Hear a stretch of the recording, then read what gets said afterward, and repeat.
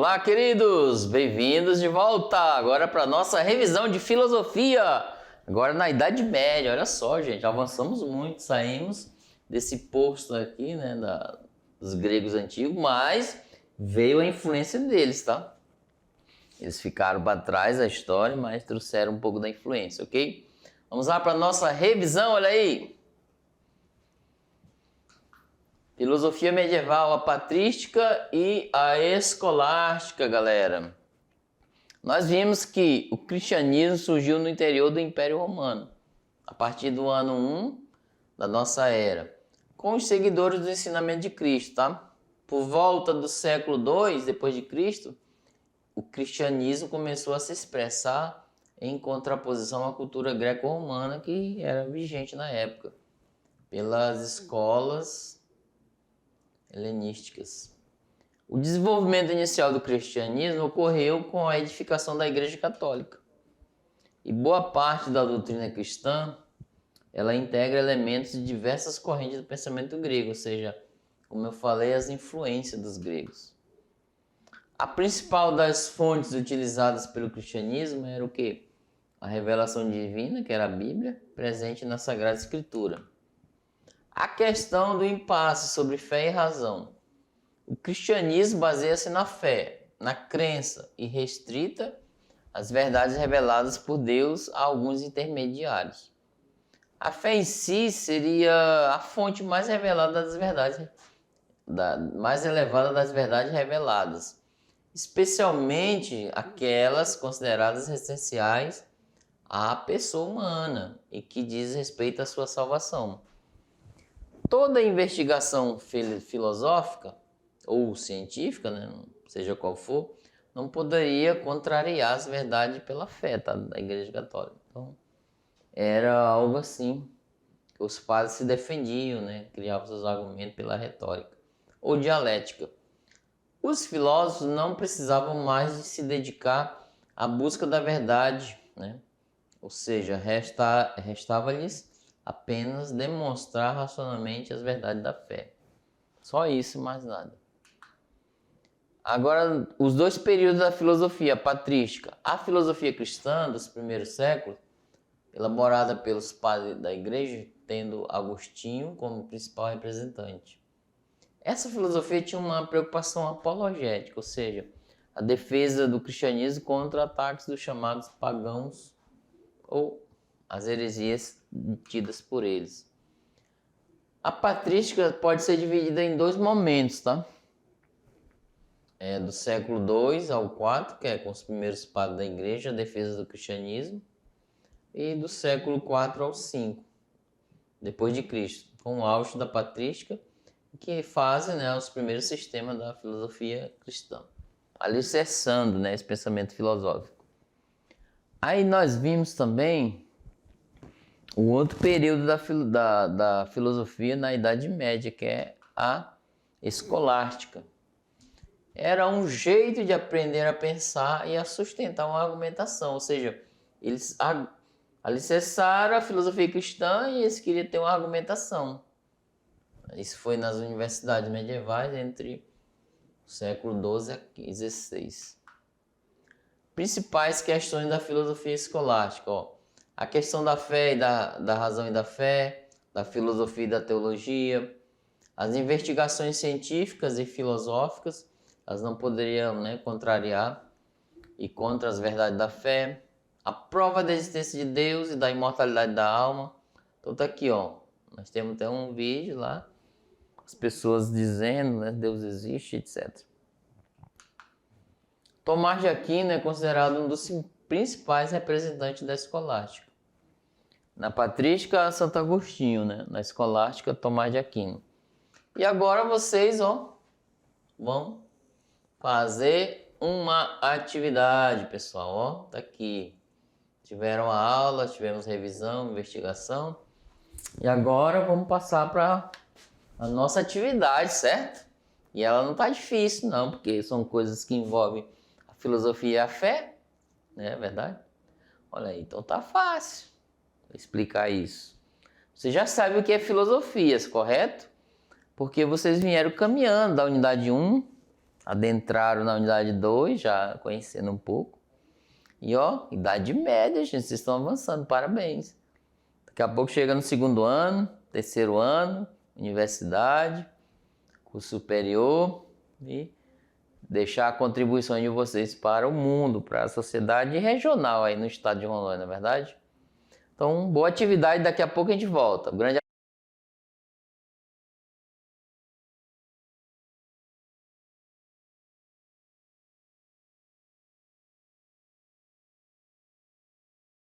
Olá, bem-vindo de volta. Eu tava aguardando vocês aqui. Separei minhas respostas. Quer dizer, eu fiz uma análise, tá? Eu fiz pesquisa, eu coloquei a prova para alguns pensadores, consultei alguns amigos que dão aula de filosofia para ver se está certo. Consultei as mídias, né, na internet. Tá lá as respostas, vamos ver se estão corretas. Agora eu quero a de vocês, vamos lá, manda pra gente. Para ver se vocês já acertaram, estão de acordo com aquela que eu respondi, tá? Poderá que eu possa ter errado, tá? Tem alguns estudantes que estão espertos e ele olha. Professor, não poderia ser aquela outra questão? Alternativa? Olha só que legal isso.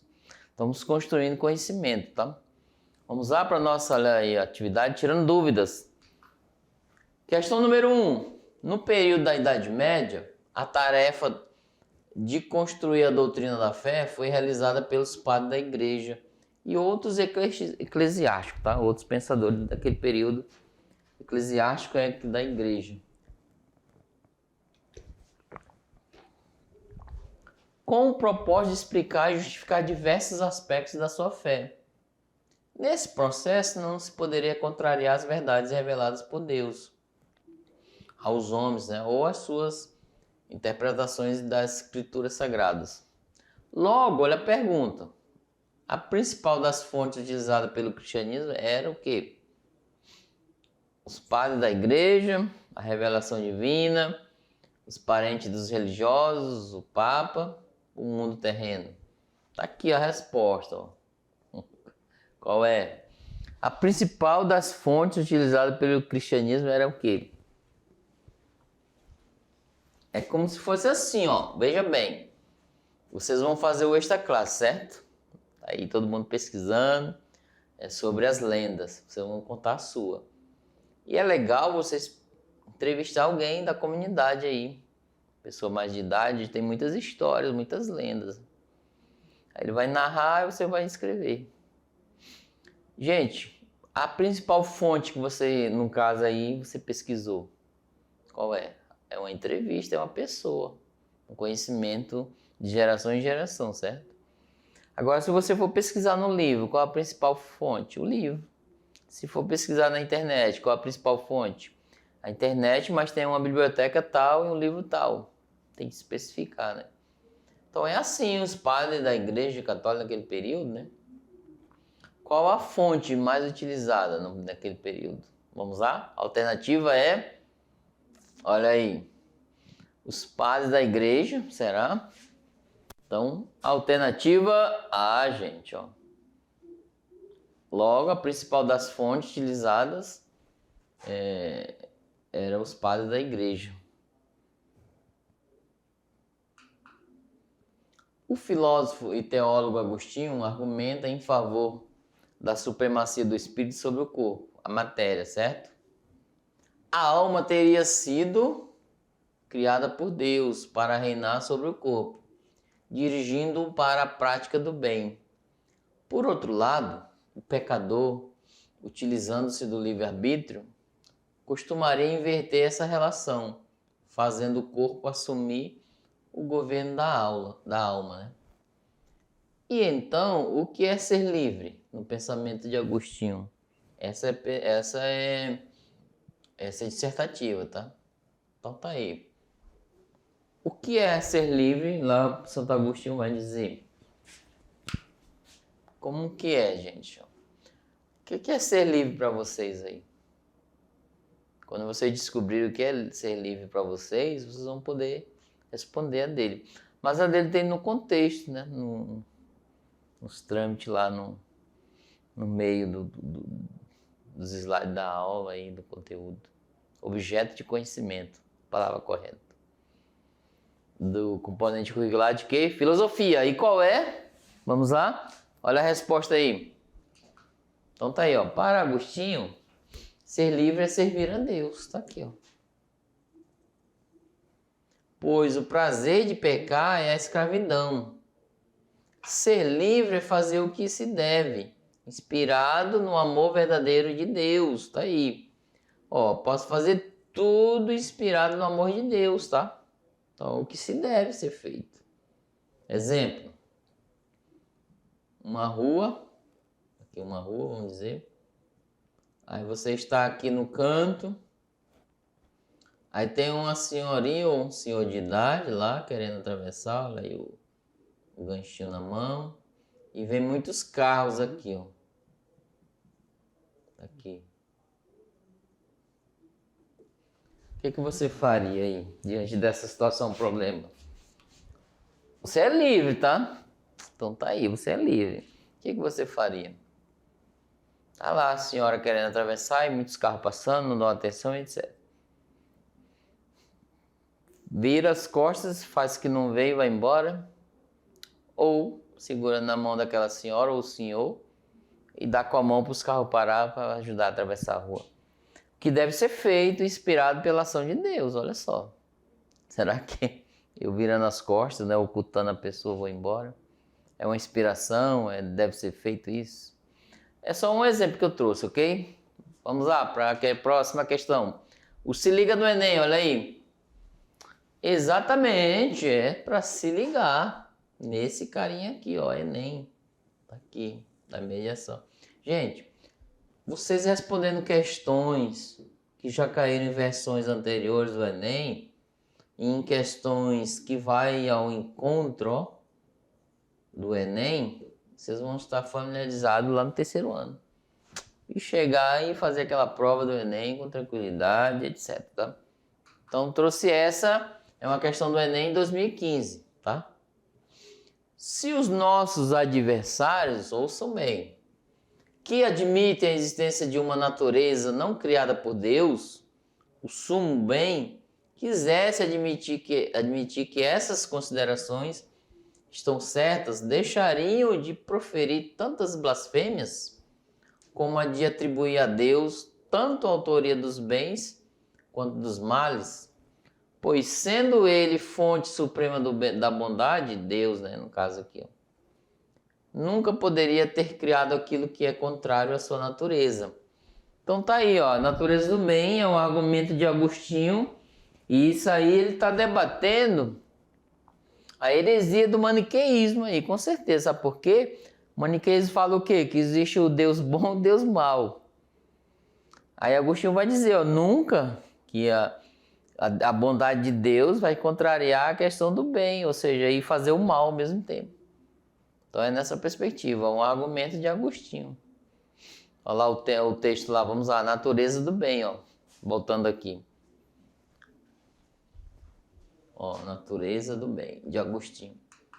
Ó, para Agostinho, não se deve atribuir a Deus origem do mal. Por quê? Por que você não pode atribuir a origem do mal? Letra A. Porque o surgimento do mal é anterior à existência de Deus. B.